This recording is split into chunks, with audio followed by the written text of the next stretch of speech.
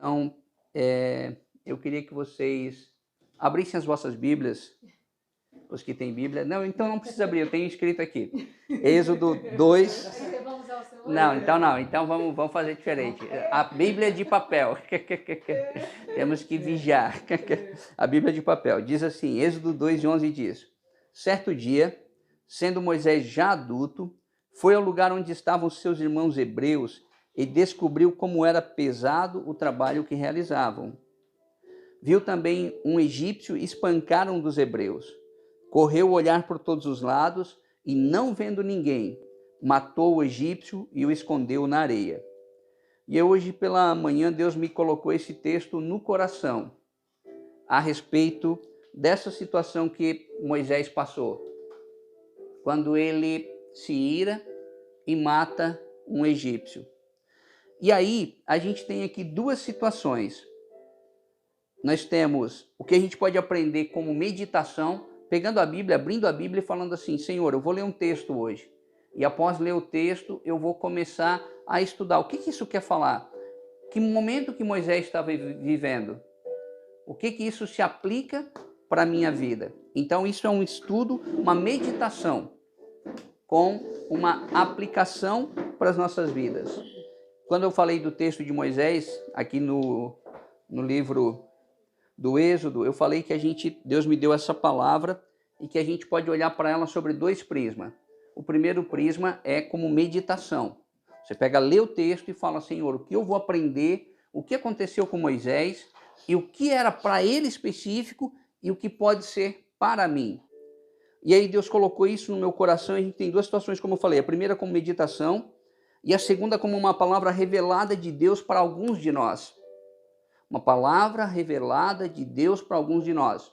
O que é uma palavra revelada de Deus para nós? A palavra revelada de Deus é o seguinte: por exemplo, eu já contei para todos vocês que quando eu estava um momento com dificuldade nas vendas, tinha algum desentendimento talvez com a Miriam, não me lembro ao recordo o que era, e aí eu estava me sentindo incapaz de ir ministrar. Eu falei: cara, o que eu tenho para sair para ministrar? Se eu não me sinto bem comigo mesmo. E aí eu me lembrei do versículo que diz lá em Jeremias 29, 11, que diz assim: eu é que sei os pensamentos que tenho a respeito de vós, pensamentos de paz e não de mal, para vos dar o fim que desejais. Então, o que eu quero colocar? Isso aqui não é uma verdade bíblica que eu, Marcos, em 2023, posso dizer assim: isso aqui é meu, Deus, eis que te esfrego na cara, o Código de Defesa do Consumidor cristão, tem aqui que tu vai me dar o fim que eu desejo. Eu não posso, porque isso ali é para o povo de Israel, quando Jeremias fala. Mas existem alguns versículos que ele transforma em verdade revelada. E aí eu estou dizendo para você que essa palavra, que a gente pode olhar para ela como meditação, eu sei que ela vai entrar para algumas pessoas aqui como uma palavra revelada. É algo que você vai dizer assim: cara, o que ele falou é para mim. Eu sei, porque eu sei que é para mim. E aí, eu quero que você se ore agora e se pergunte: Deus, qual é o caso para mim? O que eu vou aprender? Vou aprender como meditação ou como algo que vai rachar lá dentro do meu íntimo, lá dentro do meu ser? Vamos orar? Pai querido, nós estamos aqui esta noite, Pai. Senhor, meu Deus, eu quero pedir a Tua graça e a Tua misericórdia sobre as nossas vidas, Pai. Porque, Senhor, meu Deus, eu sei, Senhor, que Tu tens algo, Pai, para mudar o nosso destino, Pai. Senhor, nós saímos do Egito, Pai, mas muitas vezes o Egito não sai de nós, Pai.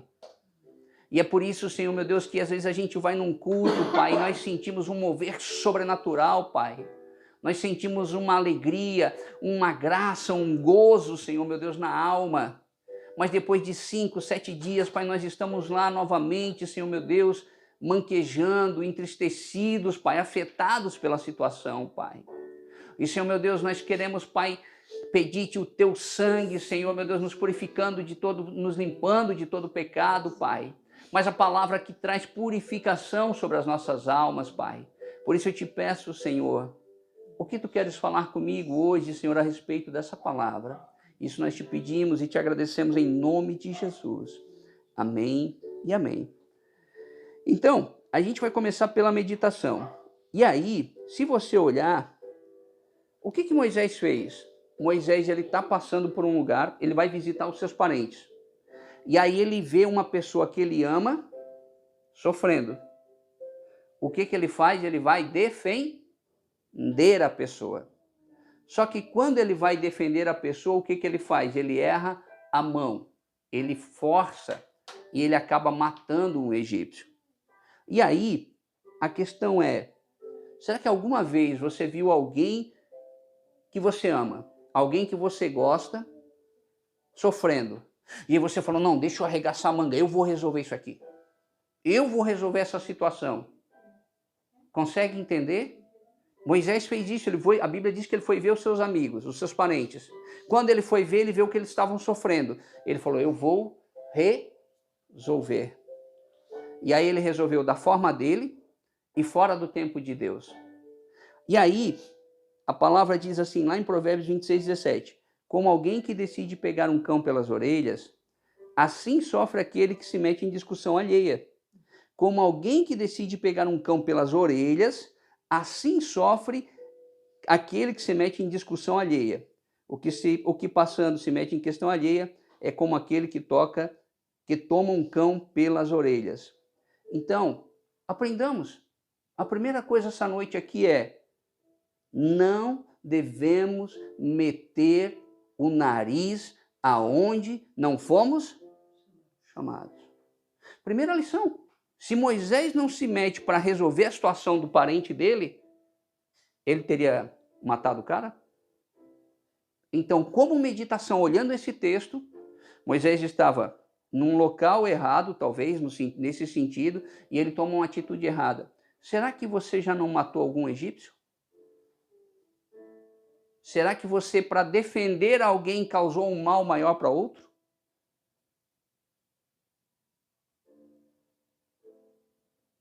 É uma reflexão que a gente precisa fazer. Uma outra coisa, provavelmente ali pode ter sido a gota d'água para Moisés. Pensa comigo. Eu estou conjecturando, não está na Bíblia, mas pensa comigo. Todos os bebês que nasceram naquela época, eles viveram ou morreram? Morreram, porque tinha uma ordem de Faraó que eles deveriam morrer. Aí você imagina, de repente, Moisés crescendo, e aí ele está passando pela praça, de repente lá uma praça da cidade lá, e ele escuta alguém falando, tá indo ali Moisés. Isso é muito injusto, porque Jeová não poupou o meu filho, Jeová não poupou meu primo, e não bastasse, agora Moisés é neto de Faraó. Então talvez a gente olha, pô, que legal, Moisés cresceu no palácio de Faraó sendo preparado para libertar o povo. A gente vê isso. Mas e os olhares de reprovação para Moisés? Que Deus mais injusto deixou Moisés viver. E aí, quando Moisés está numa situação de limite, bastou, de repente, aquilo que ele viu, o povo hebreu sofrendo, ele pensou, agora eu vou mostrar que valeu a pena eu ter vivido. Eu vou matar esse egípcio. E aí, o que acontece? Ele vai lá e erra a mão. Então, o que a gente aprende? Aprende que um gatilho pode romper uma represa de sentimentos ruins e que acabamos excedendo. Será que eu não tenho dentro de mim uma represa de sentimentos ruins? Será que essa represa de sentimentos ruins em determinado momento não fez você abrir, levantar a sua mão e matar o próximo? Espero que eu esteja falando aqui só figuradamente, né? Senão a gente vai orar, né? E vamos lá levar você na delegacia para você. Mas, né? Será que os teus direitos não fizeram você fazer isso? Continuando, a palavra diz assim, correu o olhar por todos os lados e não vendo ninguém, matou o egípcio e o escondeu na areia. Olha só, correu o olhar por todos os lados e não vendo ninguém, matou o egípcio e escondeu na areia. Mesmo errando e sabendo que era errado. E veja o que a Bíblia diz, que a Bíblia diz assim, correu o olhar e matou. Mesmo que eu tenha dito para você que foi algo meio que da emoção, foi emoção, ele agiu sobre emoção.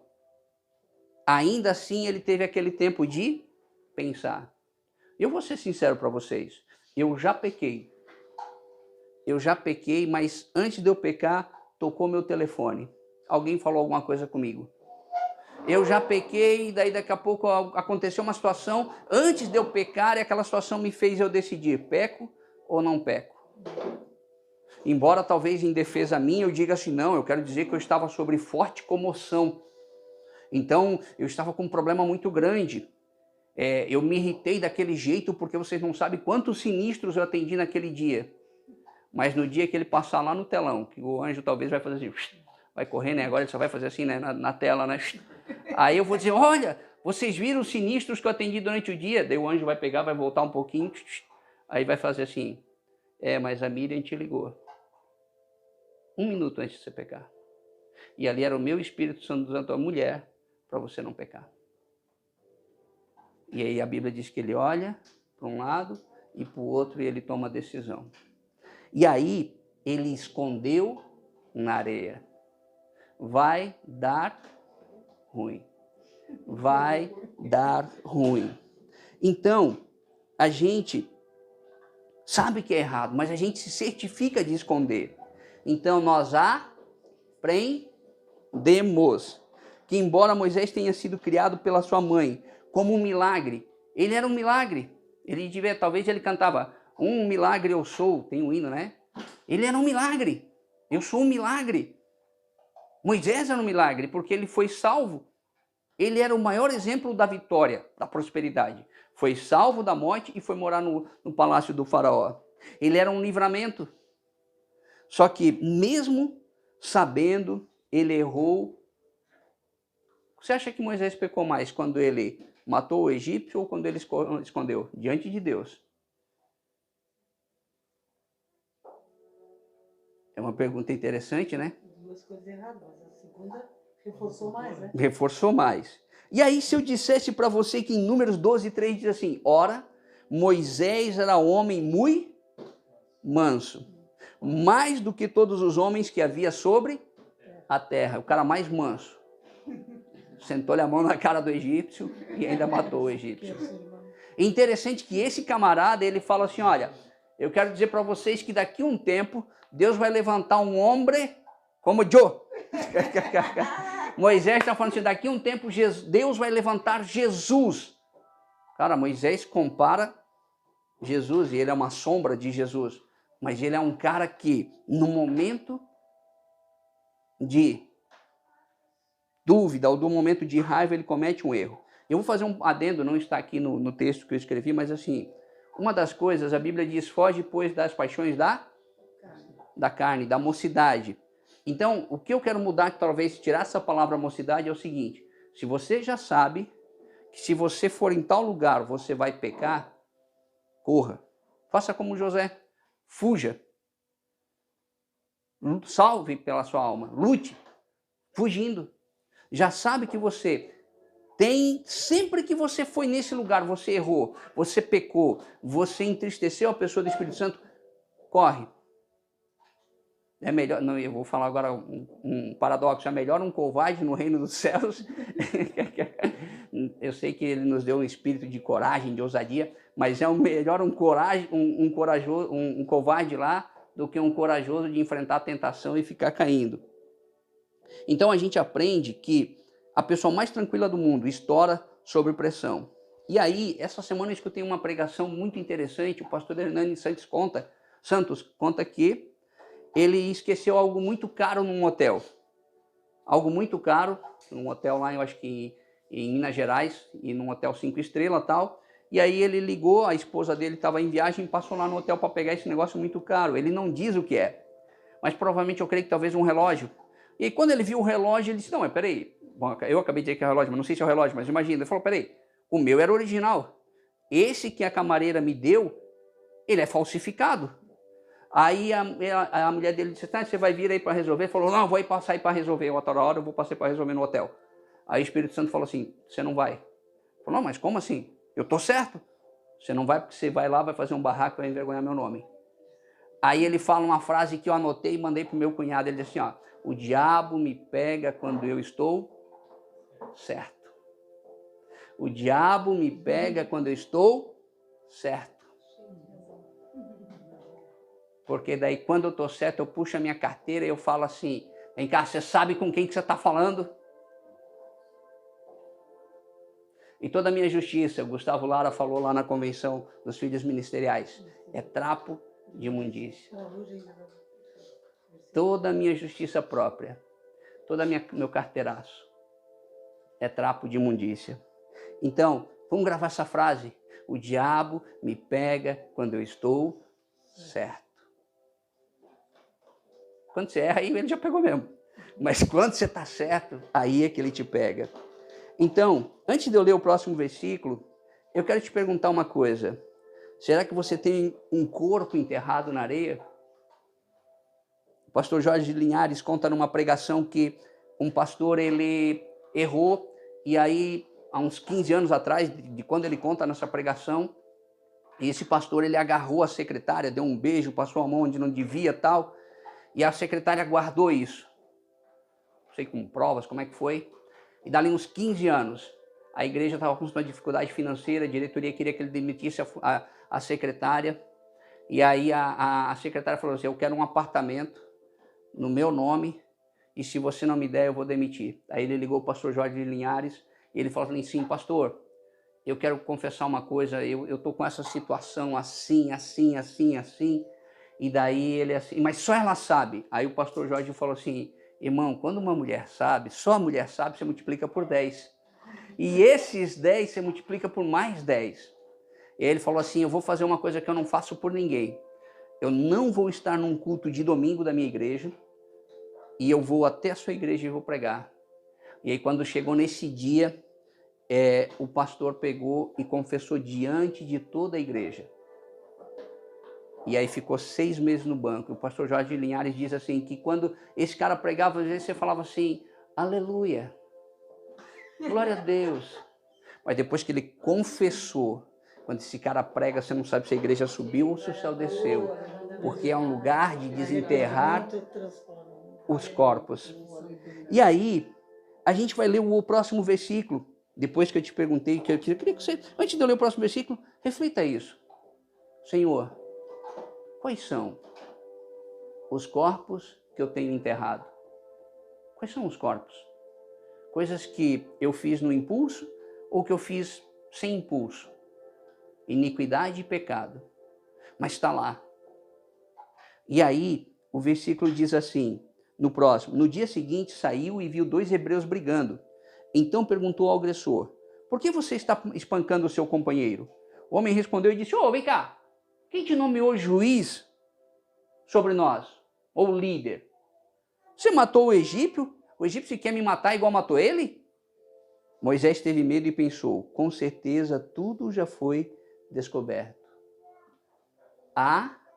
Aprendemos que, mesmo que matemos alguém para defender quem não pediu nossa ajuda, essas pessoas não vão ouvir quando tentemos lhes ajudar. Vou repetir para você. Mesmo que você mate alguém para defender quem não te pediu ajuda, na hora que você tentar falar alguma coisa, ela vai te confrontar. Então, nós também aprendemos uma outra coisa, a areia. Você pode colocar terra.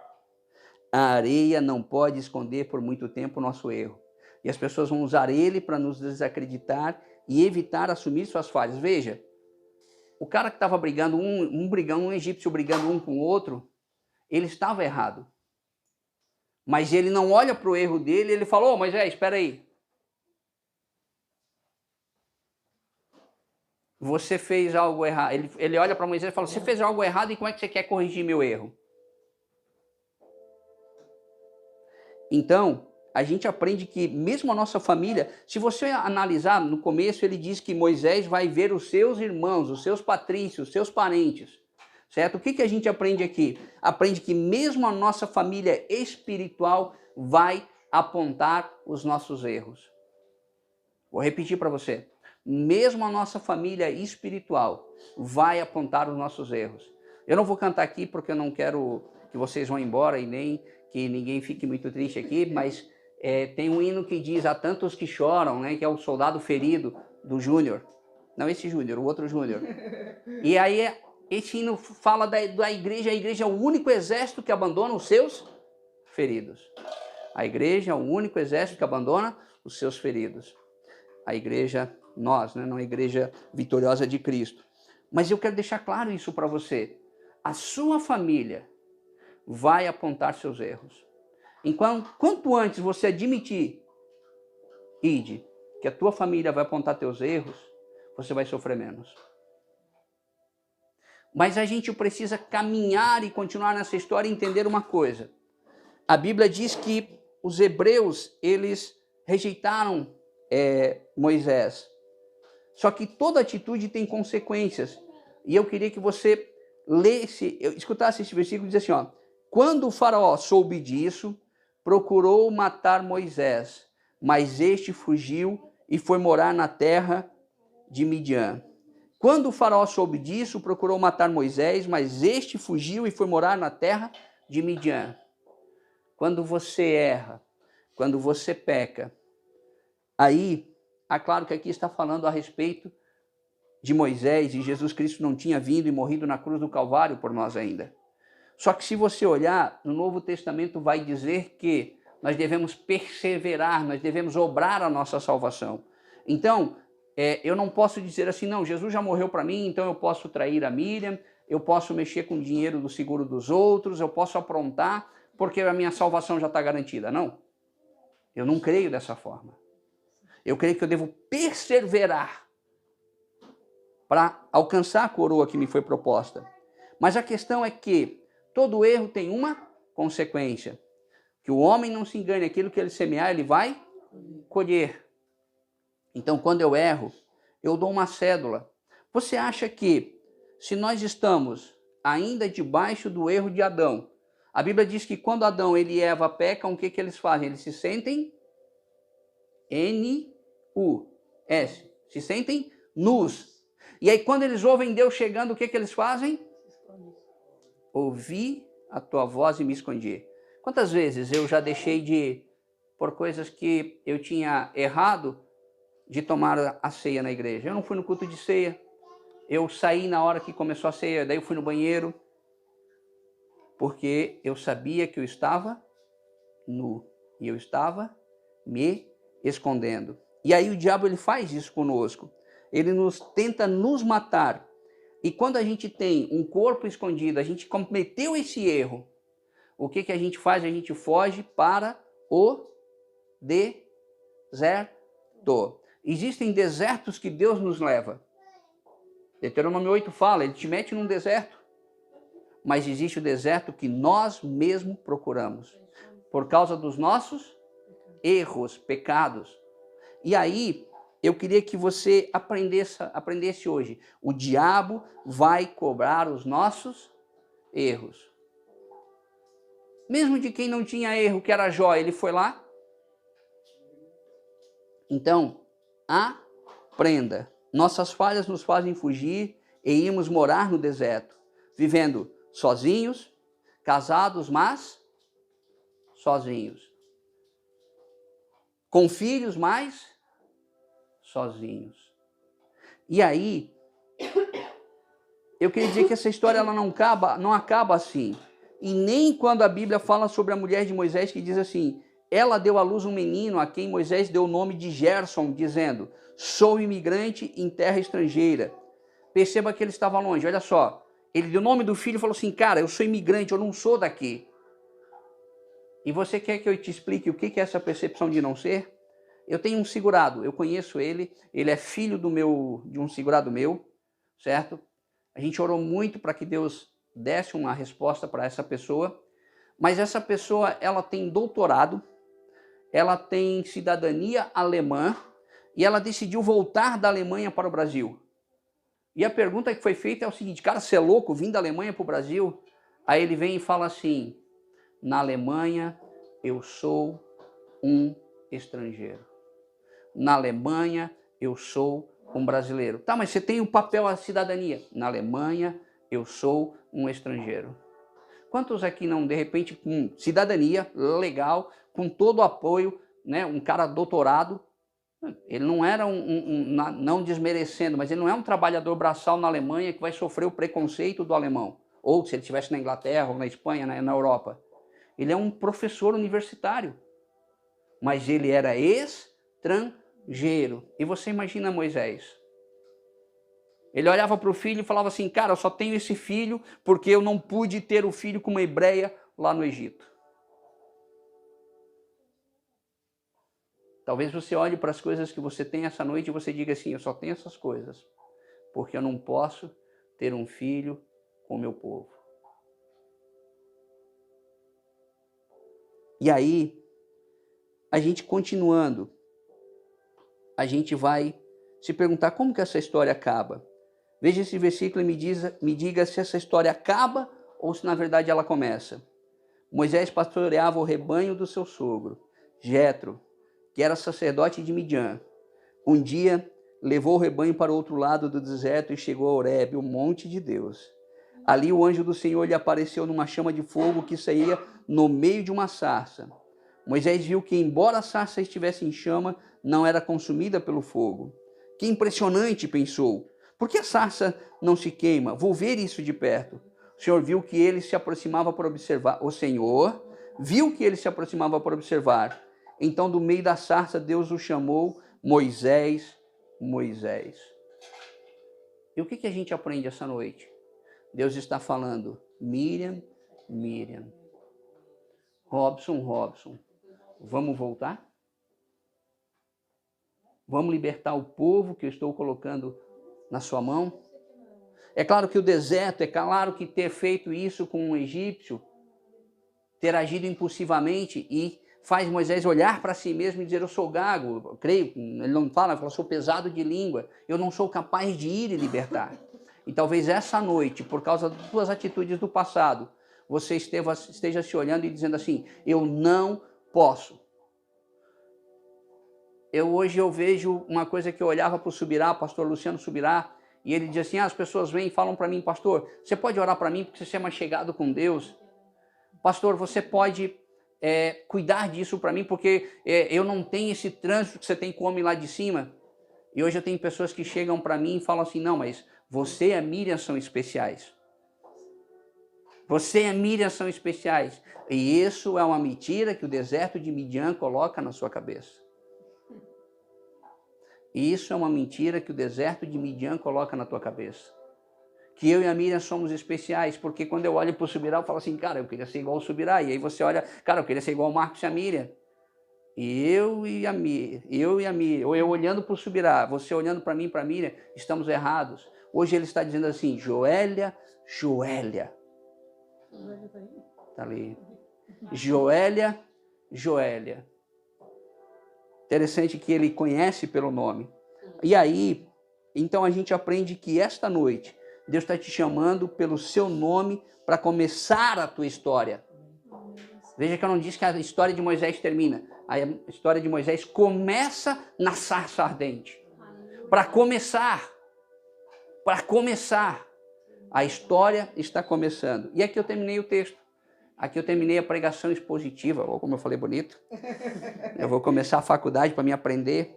Mas eu quero entrar no lugar de revelação. E no lugar de revelação eu quero que você pense no corpo na areia. Como qualquer atitude, pensada ou impensada, que você escondeu no coração e que o diabo tem usado para te perseguir e te expulsar para o deserto. Pense nisso. Eu conheci um homem que, sabe quando eu vi que ele era um homem de Deus? Quando eu olhava ele assim na prateleira de cima, nós estávamos num evento, e aí ele chamou o preletor, o que estava dando a palestra no canto, depois na oração, e falou assim, eu quero te dizer uma coisa, quando o papai era vivo, e eu devia ter uns 10, 12 anos, eu pegava todo dia, meu pai tinha um comércio, então ele tinha as notas de R$2, então tinha R$2.000 em nota de R$2. Eu pegava lá no comércio dele todo dia, R$6, R$8, R$10 para fazer o lanche na escola. Eu acho que meu pai sabia, mas meu pai nunca me dizia. Meu pai morreu e até hoje esse corpo na areia, me coloca num deserto. Eu não sei qual é o corpo que está na areia e que o diabo vem te atacando. Eu não sei se você falou algo para alguém que já partiu. Eu não sei se você um dia pegou um dinheiro de alguém e não sabe como remir esse dinheiro. Eu não sei se você levantou um falso testemunho. Mas eu sei que hoje de manhã, quando eu estava aqui, eu falei assim, Senhor, eu vou ministrar hoje à noite, Senhor. E tu não me deu nada para falar ainda. Ainda disse para Miriam, Miriam, prega hoje à noite. E aí o Senhor veio e deu o download do que eu devia falar. Mais um pouquinho. E aí eu quero contar para você uma história que vocês já devem ter ouvido. Pedrinho, ele era um menino no sítio da avó dele. E aí Pedrinho, ele pega, tá brincando com o estilingue, e a avó dele fala assim, Pedrinho, não brinca com o estilingue, eu tenho muito bichinho. E daqui a pouco, numa dessa, o Pedrinho mira numa lata com o estilingue, o pato da avó, preferido da avó, vem correndo, e a Pedrinho mata o pato. Aí Pedrinho olha, não vê ninguém, vai lá, pega o pato, não tinha areia, esconde na pilha de madeira. E daí chega na hora do almoço, a avó fala assim, bom, como vocês sabem, hoje Pedrinho e sua irmã, a Lúcia, meus netos vão lavar a louça. Aí a Lúcia chega perto do Pedrinho e fala assim, eu sei do pato, lave a louça para mim. E Pedrinho vai lavar a louça com raiva, mas a raiva era menor do que o medo de entristecer o coração da avó. E Pedrinho lava a louça. Depois do almoço, depois daquela sobremesa, a avó pega, o vô fala assim, eu vou levar as crianças da vizinhança para ir passear. E daí a Lúcia chega e fala assim, Pedrinho, tem um monte de coisa que é para fazer depois que nós voltar do passeio, eu não vou fazer. Lembra do pato e fica em casa fazendo enquanto eu vou me divertir. E aí vai. E aí passa um dia, 2 dias, 3 dias com o Pedrinho carregando o fardo do pato. E a Lúcia aproveitando. E aí de repente Pedrinho... A Lúcia não aguenta, aí Pedrinho de repente não aguenta mais, eu lembrei do nome. Pedrinho não aguenta mais e ele vai e fala, vovó, eu quero te confessar que eu matei o pato. Pode trazer, João. Eu matei o pato. E aí, quando ele fala para a avó fala assim, eu sabia, eu vi lá do canto da janela, mas eu já tinha te perdoado, Pedrinho. Mas eu estava te esperando você vir e falar para mim. Dizer, vovó, eu desobedeci. Vovó, eu desobedeci. E essa noite, eu não sei qual é o pato que você matou, mas eu quero te convidar a parar de lavar a louça dos outros. Eu quero te convidar a parar de carregar um fardo, uma carga que não é sua. Eu quero te convidar a fazer isso. E aí, eu quero essa noite. Eu tive o trabalho de sair daqui, ir lá num lugar e pegar emprestado. Ou uma pá. Cara, se você falar, Marcos, me dá essa pá depois que eu quero ir lá no canto. E falar assim, Senhor Jesus, essa noite eu quero desenterrar. Eu quero desenterrar todos os meus erros. Porque eu quero ser verdadeiramente livre. Verdadeiramente livre. E a Lou, ela vai cantar um louvor agora. E eu queria que você fechasse os teus olhos quando ela cantar esse louvor e conversasse com o Pai. Porque depois eu vou orar por você. Oh, Senhor, nós te louvamos, Pai. Nós reconhecemos a tua soberania, Senhor. Nós reconhecemos a tua soberania, Pai. Aleluia. Olhos revelam que eu nada